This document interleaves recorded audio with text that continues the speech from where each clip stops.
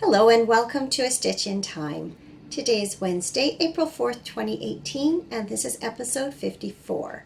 My name is Carol and I am known as Knits and Pearls on Ravelry. The show notes for this and every episode can be found on the blog and also in the episode thread in the Ravelry group. And if you'd like to reach me, you can do so via private message on Ravelry or by leaving me a comment on YouTube. And I'll try and get back to you as soon as I can. So hi everyone, welcome. Thanks for joining me today. It feels like ages since I last recorded, but actually it's only been a couple of weeks. As you can see from the intro, spring has arrived here in the Fraser Valley of British Columbia, Canada. The robins are back, the spring flowers are blooming, it's gotten a little bit warmer, and I have to say it's quite welcome after what seemed like a long winter this year. Having said that, I can't believe it's already April. March just disappeared, especially the last couple of weeks. There's been lots going on, some of which prevented me from recording last week as I'd hoped to, but here I am now. I have lots to talk about. I had a chance to get a fair bit of knitting done, a fair bit of unknitting done. Hence the title of this episode. As I was going through my projects, preparing for podcasting this week, I realized there's kind of a recurring theme going through most of my projects. And so I'm going to talk about that process as I talk about my various works in progress. I don't have anything finished this week. But I do have lots of knitting to talk about, a couple of acquisitions, and a new book that I am reading. And then, I'll tell you a little bit about what's been going on here. So sit back, get comfortable. I think it's going to be a long one. I'm going to have a quick sip of tea. I was in the mall yesterday and stocked up again on my latest favorite tea, Nepal Black by David's Tea. I had run out, so I was so happy to get some more. And then when you know it, I went on the computer this morning and there was an email from David's Tea to say they were having a flash sale today for just so many hours, 20% off everything. So I thought, well, I might as well order some of my standard teas. And I also saw this beautiful spring mug that I couldn't resist. It was marked down already, plus an extra 20%. I don't need another cup. My husband's going to have a fit. We have a cupboard full of mugs. But I couldn't resist. So I'll just tell him I used my birthday money for it. I get to buy what I want for my birthday, right? That's the point of having birthday money, to spoil yourself a little bit.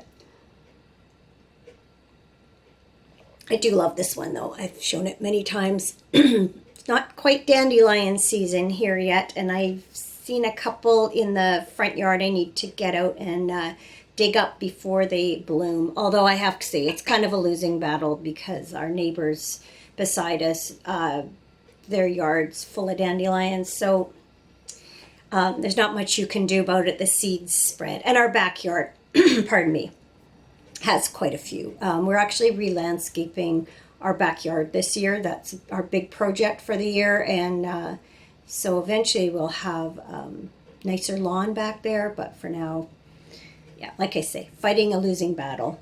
I got to get out to my garden and weed too. I can just see it's so bad out there. I just haven't, I guess, made time or taken the time, and when I sort of have the time, the weather's not so great, so it'll get done eventually. It's just one of those things on the list that I need to find the right time to do. Anyway, you don't need to hear all about all that. Let's start with some knitting. I'll just show you these socks really briefly because you've seen them before, and I haven't done a whole lot since I last showed them to you. These are just my latest plain vanilla socks that I'm knitting. And I think last time, I had just put the heels in. So you can see I've done a few inches since then. But they haven't had a lot of my attention lately. The yarn is Storytime Fibers. in the Once Upon a Sock in the Titania colorway. So I'm calling these my Titania socks. So yeah, they're happy spring green. I really do enjoy working on them when I do. So I love how the little speckles in that yarn come up. They're a little bit darker in this part of the skein than in this half of the skein because I separated the skein into to knit, but you can tell they're a matched pair, and I look forward to wearing them. And the heel is just some leftover yarn I had in my sock yarn scraps. I got it in Alaska. It's Tree Hugger's Wife. Got notes here. Let's see from last week. Soft sock in the asparagus colorway. I have no idea if she's still dying. I don't know if her yarns are still available, but there you go. And I have that in my beautiful spring bag that I made for myself with the birds on it, the flowers. So I've got a bit of a gravelly throat today, so I'll be sipping tea a fair bit, I think. Oh, so good. I'm so glad I have more. Okay, second work in progress is the Angelus Novus by Renee Callahan, and she is East London Knits. So there's the back. You can see you begin construction as though you're knitting a triangular shawl, and then you once you get up to the top, the process changes, and this is how the front ends up looking. I will probably wear that open. I don't picture myself actually closing it like that, but you can wear the fronts open, kind of like, I think they call it like a waterfall cardigan. So I've done a fair bit on that. Just show you my yarn. It's from Blacker Yarns, the Falkland Islands, Blacker Swan, and this is in the Dolphin colorway. This is the DK weight. And that is the yarn that was originally used in the pattern. So I'm going to show it to you in bits because of its unusual construction. It's kind of hard to show it like a traditional sweater. So, okay, this is the back. So you can see. I can't see. I'm going to stand up. So you can see this is the center spine of the back, and you can see that the lace comes off it in a diagonal kind of triangular pattern. And then you work some shaping for the armholes and the shoulder seams.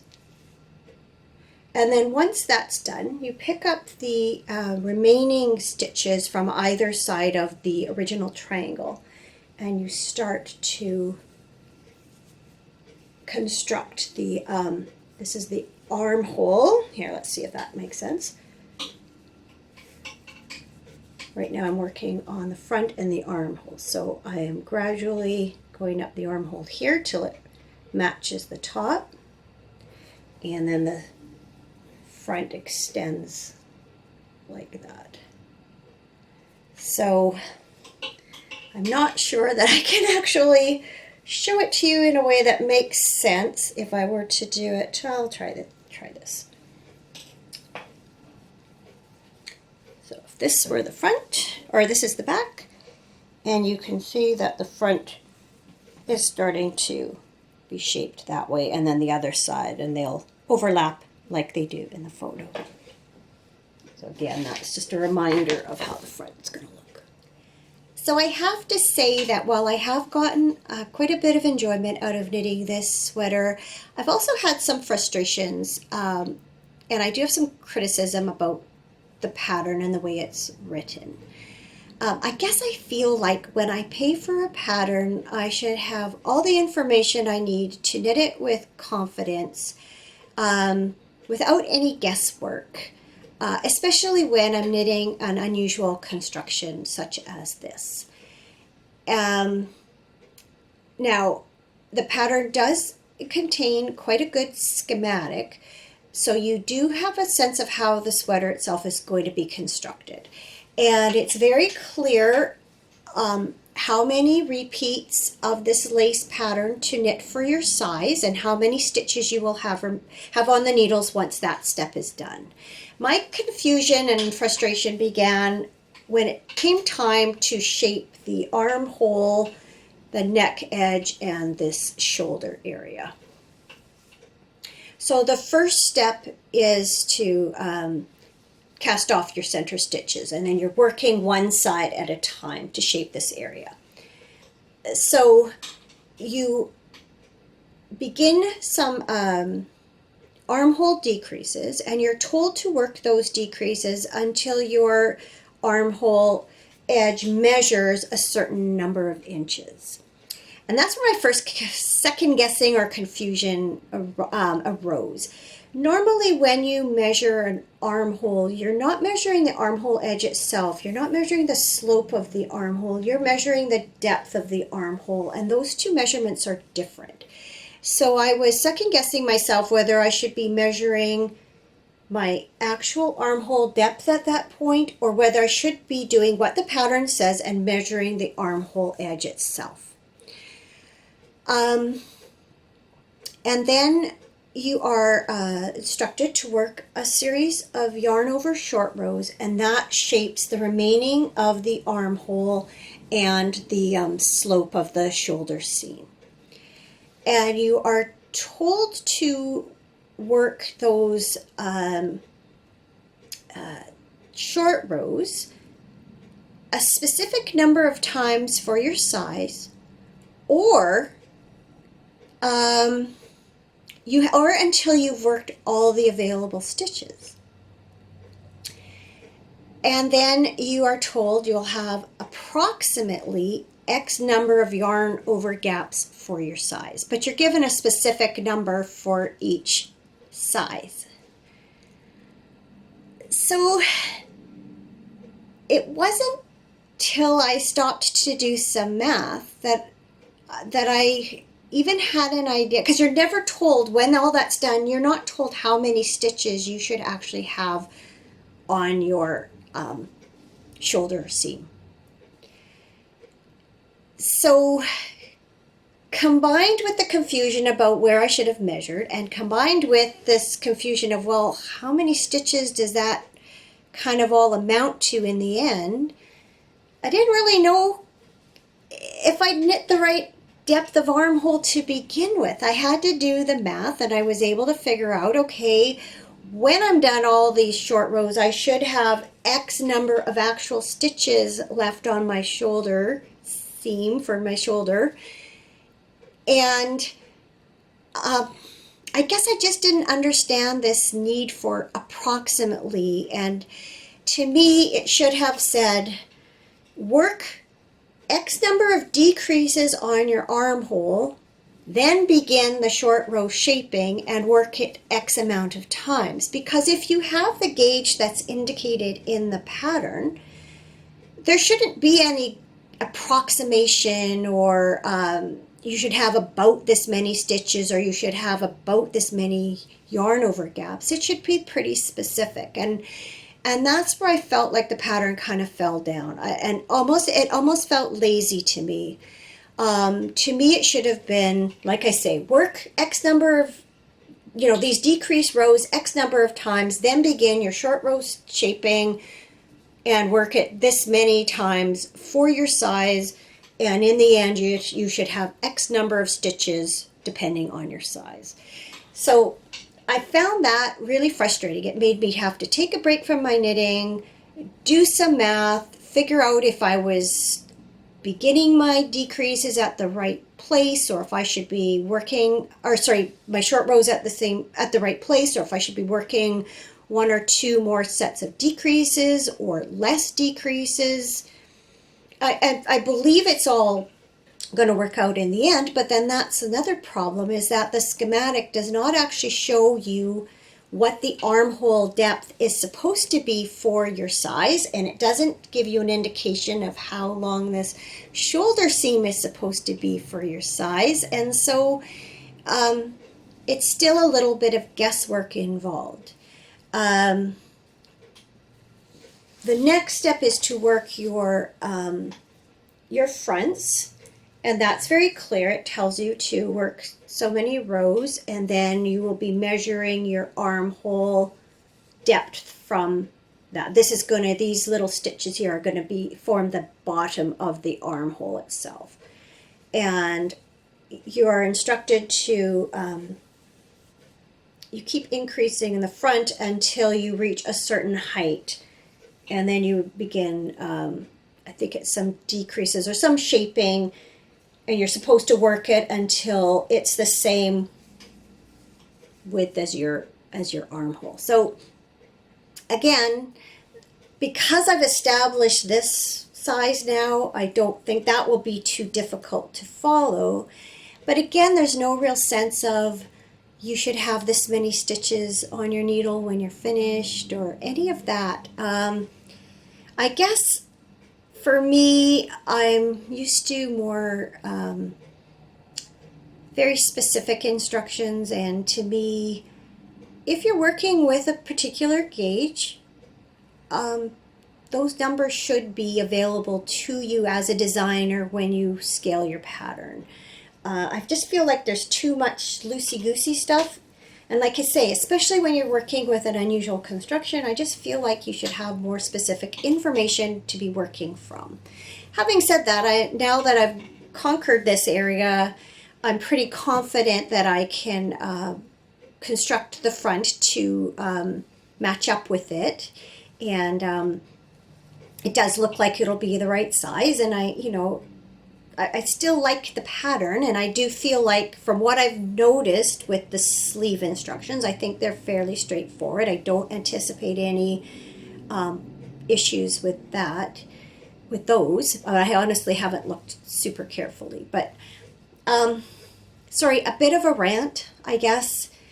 But when I was in the middle of it and so excited about the next step, and then to have to stop and do the figuring out, it frustrated me. I thought I didn't know, I guess I just didn't know if I was even on the right track at that point. It was like, well, approximately how many stitches am I supposed to be left with? So if I work this many short rows, where does that leave me? And does that mean my shoulder is going to be too long or too short? Or my armhole, as I say, is it going to be too shallow or too deep? Anyway, I guess that's all I'm going to say about that, because you've probably heard more than you want to. Having said that, it is a lovely design, and I'm looking forward to it being done. The next pattern I'm going to talk about is my So Faded by Andrea Mowry, which is a fingering weight pullover. And last time I showed it to you, I had completed the first color, and I'd begun work fading in the second color. So I have now completed my second color, and that's where the trial and error part comes in on this project. So my color 1 and my color 2 are both by Malabrigo. It's Malabrigo Makita or Machita. And this color is 889 Musas. There we go. And then the blue is 883 Sherry. And you can see they fade together really well. They've got the same tones in them. I was really happy with that pairing. The third yard I had in mind was this skein of Madeline Tosh Merino Light in the Odyssey colorway. And it also blended very well with the Sherry. But I had two concerns with it. One was it felt a little bit finer than the Machita. And I was also wondering if the dyeing method for the colorway would vary from, sorry, I'm not wording that very well. I had concerns about how the dyeing method and the amount of tendency to pool or not to pool, how it would compare to the other Malabrigo yarn.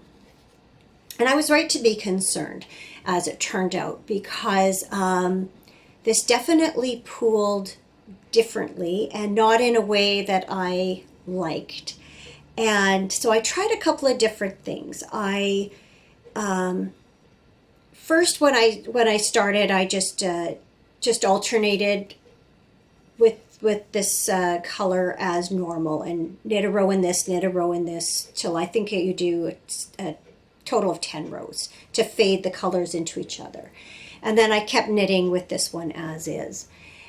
And I just didn't like the way it was pooling. And so I ended up trying again, and I ended up alternating. I divided this into two skeins. I didn't cut it, but I divided it into two skeins, and I knit from either end of the ball and alternated rows. And that seemed to help the pooling much more.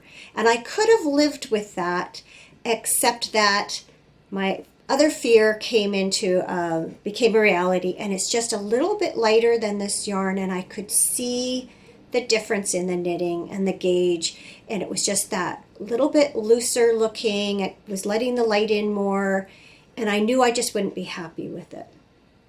And so I took it out and went searching for another colorway that would complement these. And I believe I have found it in a colorway called Wales Road. And I found a skein that has quite a bit of this blue and this purple in it, at least from what I can see on the computer. And I've ordered it, and it actually, from tracking, I can tell it has now arrived in Canada and not too far away. So I'm hoping it shows up tomorrow, probably the next day at the latest. So I'm quite hopeful about the ability to then fade it into this color and be able to finish. So yeah, in general, very pleased with how this has gone. It fits very well. Yeah, everything so far besides that is going well. So I have high hopes that the third color will be suitable and that I'll be able to continue my Sew Faded. So wish me luck on Next that up one. Is my Birkin by Caitlin Hunter. So to recap, I initially worked this yoke as written in the small size. And I tried it on and I discovered that it was too long. And so I took it back to where this motif, the middle of this leaf motif, and I split for the sleeves and body there. And while the yoke definitely fit better in depth or length, it was still a little bit small around this area, which is an issue that a lot of people have been experiencing with this sweater. So I gave it some thought, and I decided that I was going to try it again in a medium yoke, split for the sleeves again a little bit earlier than instructed.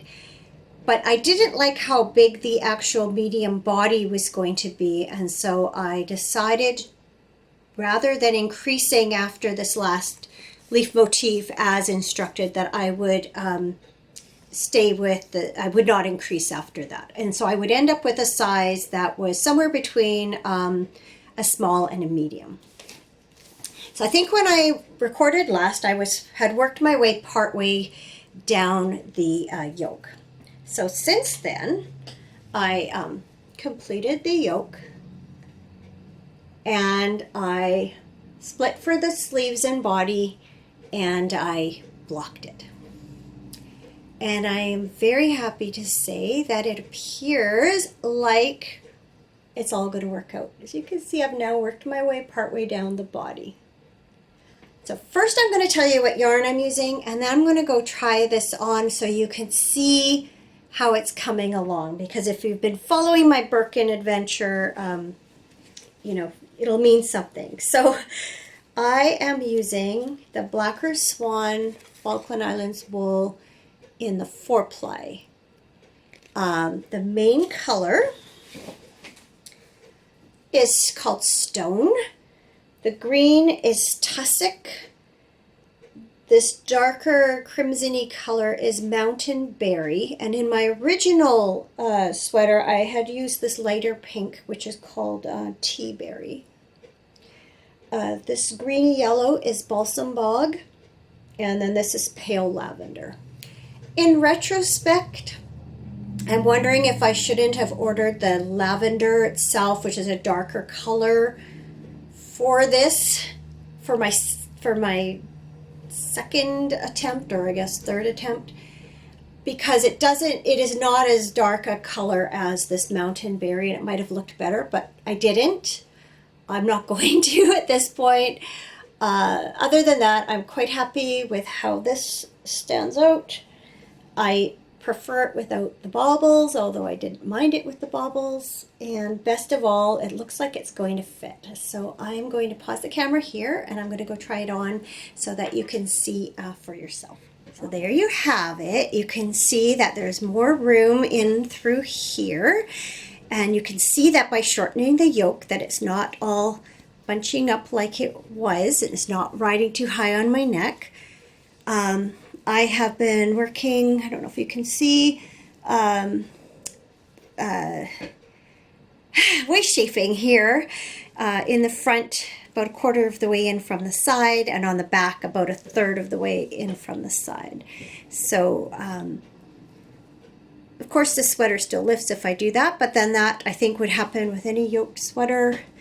Yeah, very, very pleased to see that it was worth sticking with it. So the next step obviously is to finish the body, and then that's going to determine how long I can make the sleeves. I think I explained last week that I had hoped to do long sleeves, and I'm not sure if I had hoped to do long sleeves why I didn't order an extra skein of yarn in the first place. But now, because I have made a medium yoke, I've used a little more of the main yarn. And the pattern itself only has 3/4 length sleeves. So how long my sleeves end up is going to depend on how much more it takes to knit the body. But we'll see. Whether I end up with short sleeves or 3/4 or long, it's okay with me, because obviously the main feature on this sweater is the yoke, and I'm happy to say that that appears to have worked out this time. So don't know how much more I'll get done on this before the next time I record, but soon you will see this in its completion. So wish me luck with that. I'm gonna go get out of this, get my other clothes back on, and I'll come back and talk about my next project. Okay, my next project is going to have some potential spoilers involved. I'm going to talk about Helen Stewart's new Impressionist Mystery Shawl Knit Along. So if you do not want to see what Clue 1 looks like, then you might want to skip ahead for a little bit, because I'm going to be showing my completed Clue 1. So fair warning. So yeah, on Saturday morning, this Clue 1 arrived in our inbox, and I was going to show you my yarn choices on the last podcast, and then of course I didn't podcast, and so I'm going to show you what I had originally planned for this project. We knew we needed 3 colors, recommended light, medium, and dark. So I had chosen, well, this was the yarn I started with. And it is Ancient Arts Fingering Sock in the tea and biscuits colorway. And you can see it's got some brown. It's kind of an off-white base, has brown and purple and blue and yellow. And when it was wound up, it actually looked like it had a fairly good splash of yellow in it. And so I chose this yarn to go with it as to pick up the yellow. And this is Black Cat Everyday Sock in the champagne colorway. And to go with that, I added this dark purple. And it is Impulsive Delight Summit Sock, I think. Yeah, Summit Sock in the dark amethyst colorway.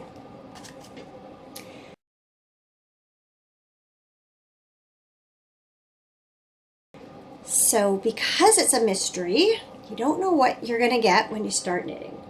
So I did start, I was going to use this as my light or color A, this as my color B, this is the third dark color C. So I cast on with this, and I didn't really like this as the beginning of the shawl. So I took it out and I cast on with this one. And then I started to add in the yellow stripes, and I didn't like how that looked because really what I realized when I started knitting this is there really wasn't a lot of yellow showing up. And so I scrapped that idea and I went stash diving. And I came up with another combination. So again, see, trial and error. You never know till you start, especially a mystery one, because all I've got is the first clue and an idea of what the first clue is going to look like. I have no idea how the rest of the shawl is going to go. So the shawl is a crescent shape. And so it begins with this garter stitch section. So there's what I decided to, again, just to keep that variegated as color A. And as I was working on it, what I realized is there was a lot of blue and purple that was really showing up. And so I went stash diving and I found this skein with this purpley blue. Maybe it shows better that way. Really seemed to pick up this blue that's in there. And this one is actually a really special skein because I bought it last year at Fibers West. It's from Kinfolk Yarn and Fiber. And it's the Kinfolk Steadfast Sock in the Port Moody colorway. And Port Moody is where I grew up. And so I knew I wanted to do something special with this skein. So I started adding it in, and I was very pleased with how it picked up that blue in the variegated yarn. And the yarn itself, I'm not sure if you can tell on camera or not, it's quite tonal. It has a lot of, yeah, you can see it there. It's got a lot of kind of periwinkle, almost royal periwinkle blue, and this purpley color in it. I'm not sure if that's a better representation, probably from back here. I think it lightens a bit up in the when you bring it closer, but that gives you a real sense. So then it was okay, what to add to that. And so looking again at this skein, there's a lot of purple and there's this brown that runs through. And of course you need it to match this color too. So I found this skein of Malabrigo sock in my stash, and you can see it has purple and blue. So that to me, I believe will work. Although I reserve the right to unknit if I want. So this is the Malabrigo sock in very fitting for this month, 853 Abril, which means April in Spanish. So there's only, in clue 1, there's only like one little stripe of color 3, which is why I say I reserve the right to change my mind. But there you can see I've worked the one stripe in color 3. So I haven't really had a chance to really hold it back and take a really good look. I've been looking at the discussion thread for this mystery knit along on Ravelry, and there are some really beautiful, what I would really call impressionist inspired colorways or blends. This is definitely more impressionist than the first choices that I had. So I'm kind of glad about that, because even though that wasn't the main focus of my colorway choice, you know, now I feel like I'm more in the spirit of the knit along with that. But I still, there's one in particular that's got greens and purples and just looks like water lilies, or one of those paintings of Monet's. And I even went through my stash trying to see if I could find a combination of that would work.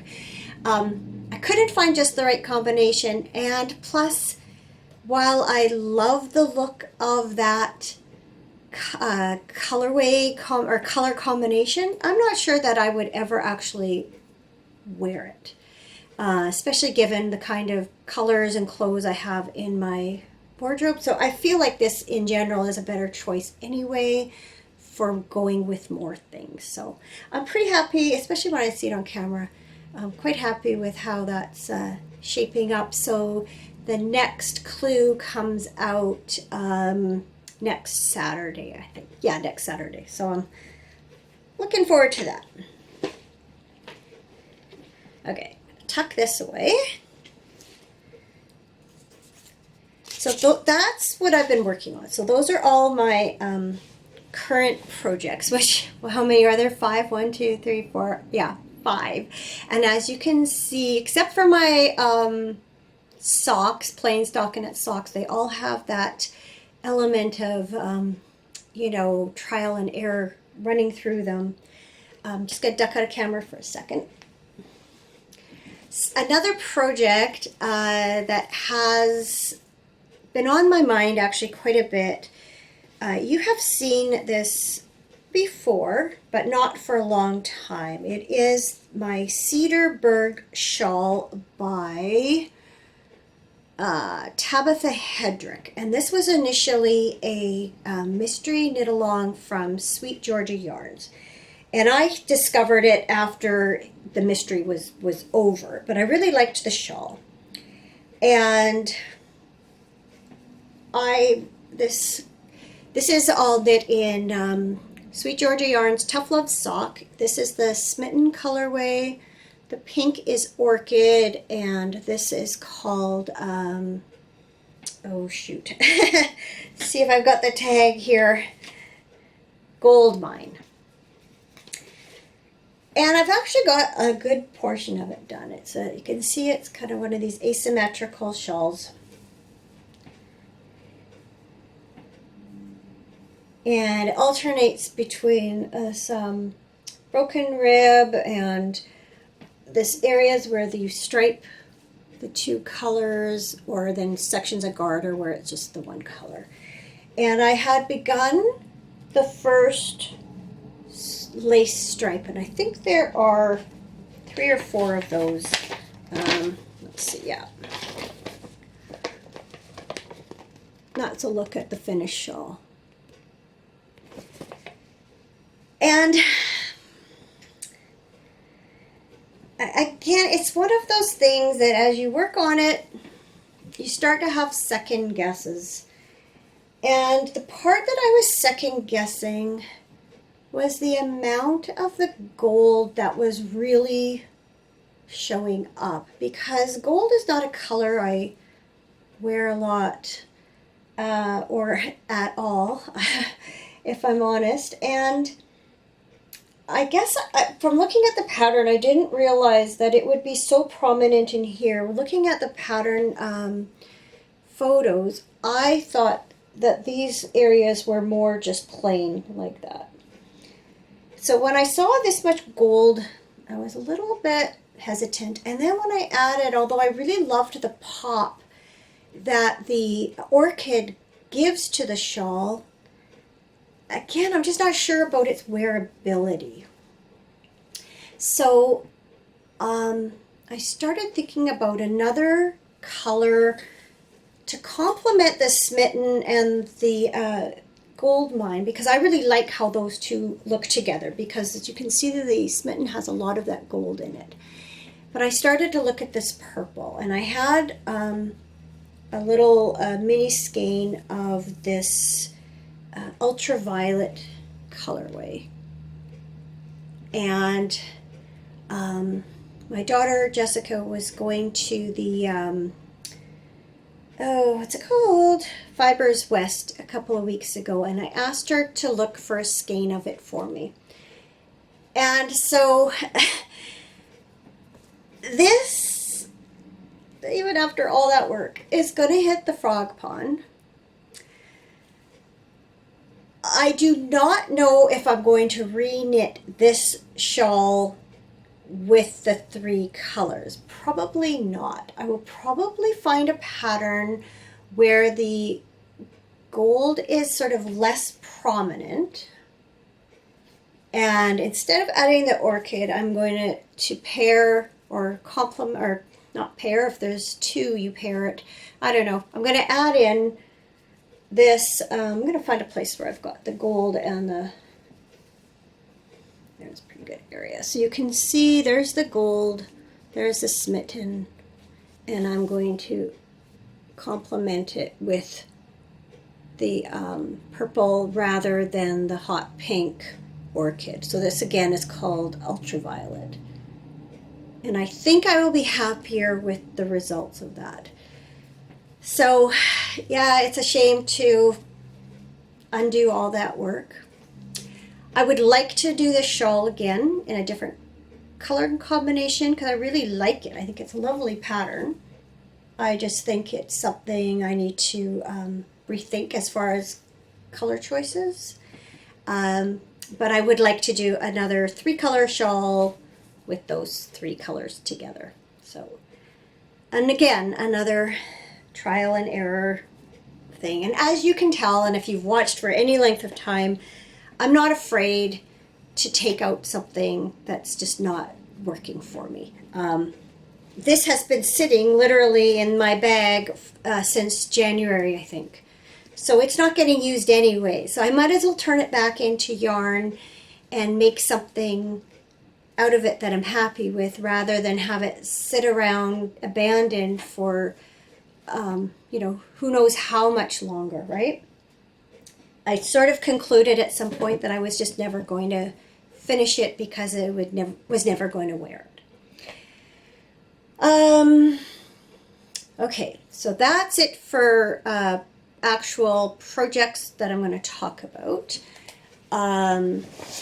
I do have a future project, though. The second sock in the Handmade Sock Society by Helen Stewart has been released, and it is called Magnolia Socks.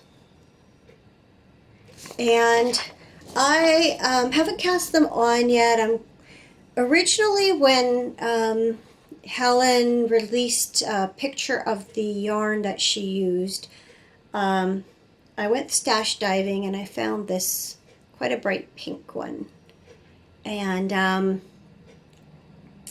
then once I saw the pattern, I'm kind of reconsidering. I don't know if this will come up as nice as it is. This is a very subtly tonal yarn, and it is by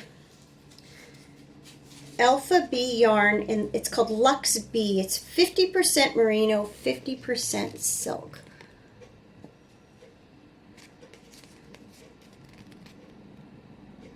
So in a way, I hate to use it for socks. I believe, if I remember correctly, I actually ordered it for a pair of socks. I think it was one of Chrissy Gardner's socks from the what was Indie Socks book, because she had used this yarn in a different colorway for one of the patterns, and then I just never used it. This one is more variegated, which is partly why I'm hesitating. The original yarn, or the yarn picture that Helen showed to me, seemed more variegated than it looks in the finished socks. This is some yarn from Unique Sheep. Oh no, sorry, Miss Babs, excuse me. And this is from our Color Co-op Club.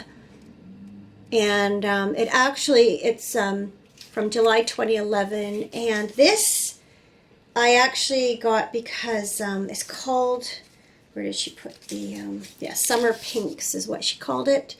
And this was actually based on a photo that I had submitted to the Yarn Club, and it was chosen as the inspiration photo for the yarn that month. And so it's kind of a special yarn for that reason. It was a picture of flowers I took in Alaska. So if I think of it, or if I can find it on my computer, I'll put it in here so you can see. So I'd love to use it for something one day. I just have not found the right project.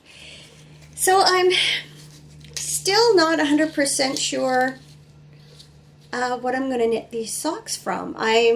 As you can tell, I'm kind of like, I'm not sure about this one, and I'm not sure about this one. I'd love to find a pink that's really close to the pinky purpley magnolias we get in our area, but I don't own such a yarn, and I really don't want to buy one. We also have magnolias. I used to actually have a magnolia in our front yard called a Royal Star Magnolia, which is kind of a creamy white flower. So I'm sort of thinking I might find some, off-white yarn in my stash and knit it just from that. I think it would, definitely the lace would show off really well in that. On the other hand, the thought of knitting a pair of cream-colored off-white socks is not very appealing to me. I feel like I want something more interesting, so I don't know. That's the one that's up in the air, and I'm probably by the time I record next, I'll have made a choice, and you'll see. But that's kind of where my mind's going there. Acquisition to talk about, besides the Sweet Georgia yarn that I had Jessica pick up at Fibers West. She picked up a skein of yarn as a gift for me there for my birthday. Oh, good. That seems to be capturing it quite well. It looks different in different lights. It's a dark purple, and it's almost like a orangey color here, but in some lights, this looks quite pink. So it's going to be really interesting to see how it knits up. And this is a merino cashmere nylon fingering weight blend from a company I never heard of before. It's called Riverstone Yarns, and it says unique yarns dyed by hand in the Kootenay region of British Columbia, Canada. So it's not local to us, but it is a British Columbia yarn. And so, yeah, that's going to be some sort of probably a neck piece, cowl or shawl. And then I had sewn some project bags for her friend, and I had said just pick out something nice for me at our local Black Cat yarn shop. So she did. And this is the Everyday Sock in the Scarlet Witch colorway. So I'm not sure if Jessica helped her choose this colorway or not, but I love my reds and burgundies and such, so this is definitely something that is right up my alley, and I think it'll most likely be a pair of socks because this is a really nice sock yarn base. Yeah, anyway, so that's my new stuff. Also new to me, I try not to jiggle the camera here. My sister Janine gave this book to me for my birthday. So it is the Selected Letters of Laura Ingalls Wilder, edited by William Anderson, who's done a lot of writing about Laura Ingalls Wilder. And as the title suggests, it's different letters that were written by her, some to family, some to do with business. I'm only about that far. I can't remember. I know I was reading the beginning. They're divvied up into, says the first one was The Farmer's Wife, The Emerging Writer, A New Enterprise, Star of the Children's Department, The Last Golden Years, and the Author of Classics. So those are how they've been divided up from different stages of her life. Unfortunately, her daughter burned most of her letters from her mother when, I think it was after she died, and was, grieving, I assume. And yeah, it's a shame most of those have disappeared. But it's been what I've been reading so far. She's gone on a couple different trips, and there's letters home to her husband that she was writing along the way of their travels, and that's quite interesting. So yeah, I've been enjoying that. So if you're fairly new to the podcast, my sister Janine and I are doing a road trip this summer, and part of the goal of the road trip is to stop at various places where Laura Ingalls Wilder lived throughout her life and tour those sites. So we have been huge LIW fans, I guess since we started reading the Little House books, and have gone on to enjoy a lot of nonfiction information about her, or nonfiction books and writings about her too, and her other writings beyond the Little House on the Prairie books. And so I'm looking forward to reading this further, and obviously looking forward to our trip this summer. So if you're still with me, thanks for hanging in. As I suspected, this is a fairly long podcast this week, although it maybe just seems a lot longer to me because kind of had trouble with words this week, and so I have re-recorded segments or parts of segments numerous times, so I hope things aren't too choppy as I edit, but yeah, it's well into afternoon now, and I'm ready for some lunch. So I am just going to try to quickly hit the highlights of what's been going on around here the last couple weeks. We looked after our grandkids for the weekend, not last weekend, but the weekend before, so their parents could go away for a couple nights, celebrate their anniversary. So we enjoyed that. It was funny, my 3-year-old granddaughter told me a couple of times that Mom was going to be really mad that I was living in her bed. Her way, of course, of saying sleeping in her bed, but was quite cute. I'm pretty sure Mom was grateful that we were doing that so that they could go away. That weekend, my side of the family got together for our spring birthday celebrations. We met at my sister's house, my sister Anna Marie and her husband Doug. So there were a bunch of us there, 20-something, I think. She had a nice dinner for us, and it was good to be together. We're actually celebrating my birthday and Cameron's birthday, and then my sister that lives in Toronto, her birthday is in April, but of course she's too far to be there in person, but she was there in spirit, and she's actually coming out for a visit in May with her husband. So I've got to figure out what I'm going to make her for her birthday this year. Now that I know she's going to be here in May, it gives me a little more time. So I'm not sure if I'm going to do a shawl or some socks, but I'll think of something. Yeah, anyway, and it was so cool. Found out that my oldest niece is pregnant. She and her husband got married last August, and oops, I think the garbage truck just got really mad at someone who cut them off or something. Do you hear that horn? They had pulled up across the street. Anyway, so I'm going to be an auntie again. Well, I guess I'm still an auntie. I'll just have a new niece or nephew due in October. So very excited for that news. Let me think what else.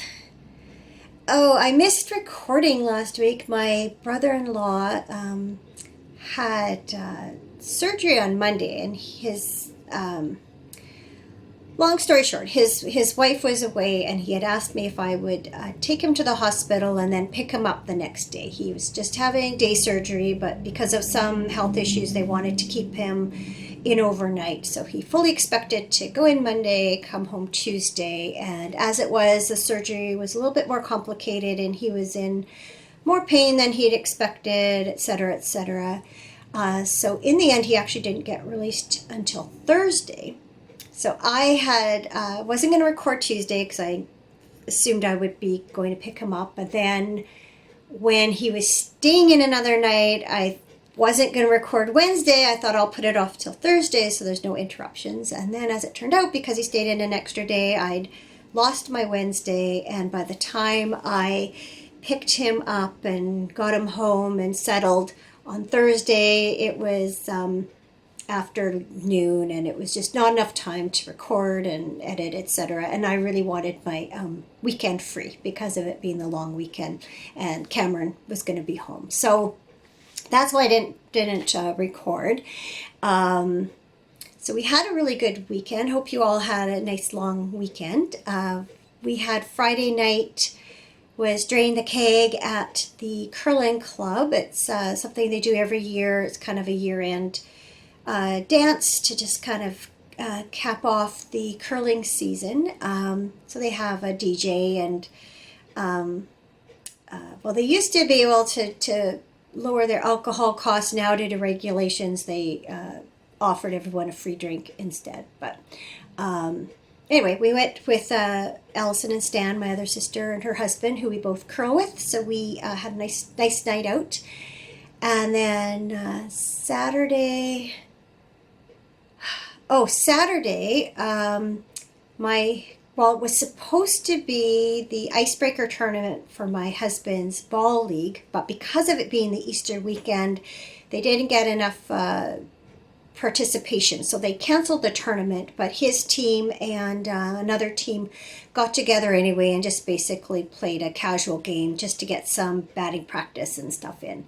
So I opted to stay home because I just didn't feel like going, and the Clue 1 for the mystery shawl had come out that day, and I decided I'd just rather stay home and knit than go out and possibly freeze my tuchus off outside. So as it turned out, it was a fairly nice day, but it was quite a cool breeze. There's a lot of snow on the mountains, and it was kind of a cool breeze. So I think I made the right decision. But that evening we did go to one of the team members' house. So we had a barbecue there, and they have a couple of fire pits, and we sat outside. After a while, I borrowed a blanket to put around me to keep warm, but it was actually quite a nice evening and fun to see a lot of the ball team again, because we don't all of us see each other throughout the year. Some do, but so of course Sunday was Easter Sunday, so a belated happy Easter to those of you who celebrate. We personally don't observe it in a religious way, but we did go see the kids that afternoon, took them some Easter treats. And then we had a nice quiet evening at home, which was kind of welcome after being out Friday and Saturday nights. We've been watching the Men's World Curling Championships. They are currently taking place in Las Vegas. It sounds like curling's become quite popular in the U.S. since the Olympics, or so we are led to believe by our Canadian sportscasters. And anyway, we had been we watched the Women's Worlds a couple weeks ago, and Canada actually won all their games through the whole round robin and their gold medal game too. So very proud of them, of course. So hopefully the men do as well. They've lost one game so far. Speaking of curling, Cameron and I are taking part in a bonspiel this week. So this is our last year in our old curling club. There's a new one being built right next door, and that'll be ready for the fall. So they're doing a big bonspiel to kind of say farewell to the old building. They're calling it Close the Barn Door bonspiel. So our first game was last night, and it was terrible. There's no other way to put it. We had a horrible game. None of us were curling very well. But to help offset that, Cameron and I won the 50-50 draw afterwards. So that was nice.